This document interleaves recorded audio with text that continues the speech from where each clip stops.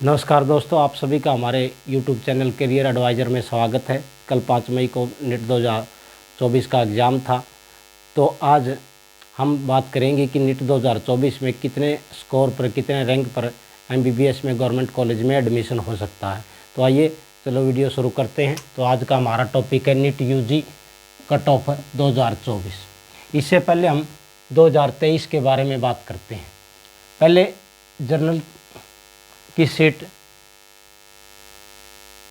Journal में 23,674 rank पे पिछली बार एडमिशन हुआ था और स्कोर था 610। दूसरी कैटेगरी थी EWS में 23,675 जिस बच्चे की रैंक थी उसका गवर्नमेंट कॉलेज में एडमिशन हो गया था और उसके मार्क्स थे 610। तीसरी कैटेगरी थी BC में 25,013 पर एडमिशन हुआ था, गवर्नमेंट कॉलेज मिला था और उसके बच्चे के मार्क्स थे 607। अगली कैटेगरी आती है SC में 1,29,158 पर एडमिशन हुआ था, रैंक पर एडमिशन हुआ था और बच्चे के नंबर थे 480। अगली कैटेगरी आती है ST में 1,69,088 रैंक का जो बच्चा था उसका एडमिशन हुआ था और नंबर थे 445 और PWD में 149 नंबर पर ऑल इंडिया कोटा में गवर्नमेंट मेडिकल कॉलेज मिल गया था। तो ये बात थी 2023 में इतने पे मिला। अब हम टोटल सीटों की बात करते हैं। ऑल इंडिया कोटे में पिछली साल 2023 में 10,072 टोटल सीटें थी। अब की बार जैसा कि पिछली बार 23 लाख कैंडिडेट थे, अब की बार लगभग 25 लाख कैंडिडेट हैं, यानी कि लगभग 2 लाख कैंडिडेट ज़्यादा हुए हैं। पिछली साल की तरह अब की बार का जो पेपर था वो NCERT बेस्ड था, मॉडरेट था, यानी कि पेपर के हिसाब से कट ऑफ पर ज़्यादा असर नहीं पड़ेगा।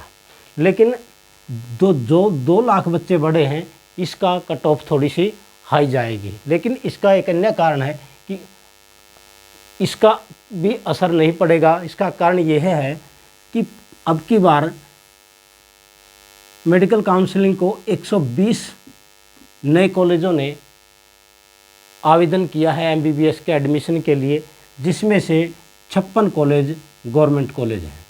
अगर इन 56 कॉलेज गवर्नमेंट कॉलेजों को अप्रूवल मिल जाती है तो लगभग, अगर प्रत्येक कॉलेज को 100 सीटें भी दी जाती हैं तो 5600 सीटें नई जुड़ेंगी। इनमें से कम 770 के करीब 15% ऑल इंडिया कोटा में जाएगा, तो 770 सीटें ऑल इंडिया कोटा में इंक्रीज होंगी और लगभग टोटल सीटें 10,842 हो जाएंगी। इस हिसाब से कम 5600 सीटें MBBS की बढ़ेंगी टोटल भारत में गवर्नमेंट कॉलेज में। और अगर प्राइवेट में भी बात करें तो बची हुई प्राइवेट कॉलेज में भी बढ़ेंगी, क्योंकि टोटल 120 गवर्नमेंट कॉलेज ने अप्रूवल के लिए आवेदन किया है। 56 उसमें गवर्नमेंट कॉलेज हैं और बाकी के प्राइवेट कॉलेज हैं। अगर ये 56 कॉलेज बढ़ जाते हैं तो अगर एक कॉलेज में 100 सीटें मान के चलें तो 5600 सीटें MBBS की बढ़ेंगी। इस हिसाब से अगर इतनी सीटें बढ़ेंगी तो कट ऑफ पर ज़्यादा असर नहीं पड़ेगा और कट ऑफ पिछली बार की तरह यहीं पर 2 ±2 या +2 स्कोर के हिसाब से रहेगी। अगर मैं रैंक की बात करूं तो कम से कम इस रैंक में 500 इंक्रीज कर लेंगे हम जनरल कोटे में, कि जो 23,674 है तो अब की बार 24,000 रैंक पर एडमिशन हो जाएगा।